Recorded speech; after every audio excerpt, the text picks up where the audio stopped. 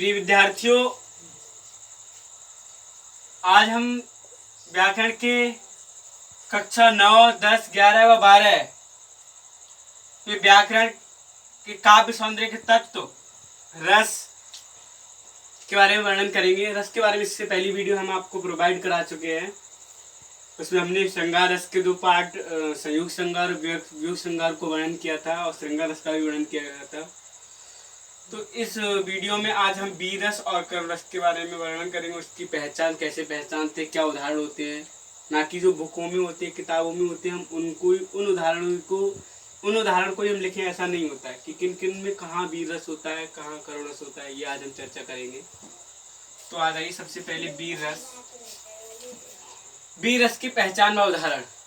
विद्यार्थियों, वीर रस वहाँ होता है, यानी कैसे परिभाषित करेंगे इसे, कि जिन पंक्तियों में या जहाँ किसी काव्य को, काव्य मीन्स कविता को, काव्य किसे कहते हैं, कविता को, तो किसी कविता को पढ़कर, सुनकर या फिर किसी ऐसे दृश्य को देखकर जो हमारे हृदय में उत्साह नामक एकदम जुनून, एकदम उत्साह नामक स्थायी भाव प्रकट हो, तो वहाँ वीर रस होता है। जब किसी काव्य को पढ़कर, किसी कविता को पढ़कर, सुनकर या फिर कोई ऐसा हम दृश्य देख ले जिसमें हमें उत्साह सा लगे, तो वहाँ वीर रस होता है। इसका स्थायी भाव उत्साह होता है। वीर रस का स्थायी भाव उत्साह होता है। उदाहरण, बुंदेलो हर बोल के मुख हमने सुनी कहानी और खूब लड़ी मर्दानी वो तो झांसी वाली रानी। इसमें यानी कि कहा था कि जिस काव्य को पढ़कर सुनकर, तो इस कविता को पढ़कर या सुनकर हमारे हृदय में एक वीरता का भाव उत्पन्न हो रहा है, उत्साह का भाव उत्पन्न हो रहा है, तो हम कह सकते हैं कि इन पंक्तियों में पूर्ण रूप से वीर रस है। ये कैसे भी है कि माँ मुझे बंदूक मंगा दो, मैं भी लड़ने जाऊंगा, इन छोटे मोटे हाथों से दुश्मन को मार भगाऊंगा। तो इस कविता को भी पढ़कर हमें वीरता का भाव उत्पन्न हो रहा है, तो हम कह सकते हैं इसमें वीर रस है। क्यों? और भी है वीर रस के कि मेरे देश की धरती सोना उगले उगले हीरे मोती, मेरे देश की धरती। इसमें भी कि हमारी भारत देश की धरती सोना उगले मतलब वीरों को ही उत्पन्न करती है। तो इस कविता को पढ़कर भी वीर रस का हमें भाव उत्पन्न है, तो इसमें भी वीर रस का भरपूर वीर रस है। ये देश है वीर जवानों का, वेलू का, मस्तानों का, इस देश के वीरों क्या कहना है, देश है वीरों का गहना।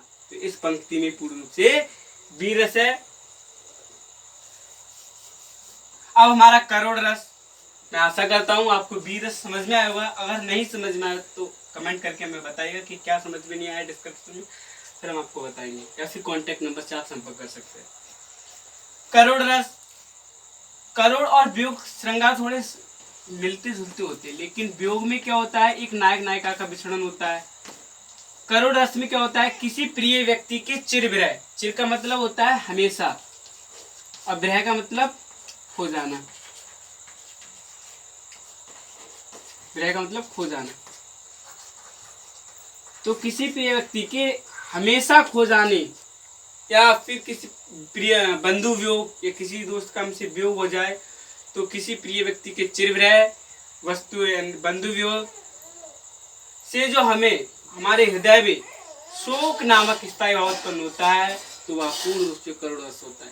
किसी व्यक्ति के या वस्तु के हमेशा के लिए खो जाने की संभावना हो, या हमारा बंधु भी हो, किसी दोस्त से हम बिछड़ जाएं, तो वहां पर हमारा भाई से दोस्त से किसी बिछड़ जाए, तो वहां पर करुण रस होता है। जैसे, क्या खबर थी हमें आज के युद्ध में, क्या खबर थी हमें आज के युद्ध में, बाण लक्ष्मण के सीने में लग जाएगा। इसमें बंधु भी हो, हमने बताया था किसी प्रिय व्यक्ति के चिर विरह या बंधु योग का वर्णन हो, तो वह पूर्ण रूप से करुण रस होता है। तो यहाँ पर मेघनाद द्वारा जब लक्ष्मण की शक्ति का प्रहार किया गया था, जब वो मूर्छित हो गए थे, तो भगवान श्री राम पश्चाताप कर रहे थे कि क्या खबर थी हमें आज के युद्ध में, वह लक्ष्मण के सीने में लग जाएगा। एक ये भी है करुण रस का कि उम्र मेरी कैसे कटे बारी, मेरे बिगड़ गए वो श्रृंगार।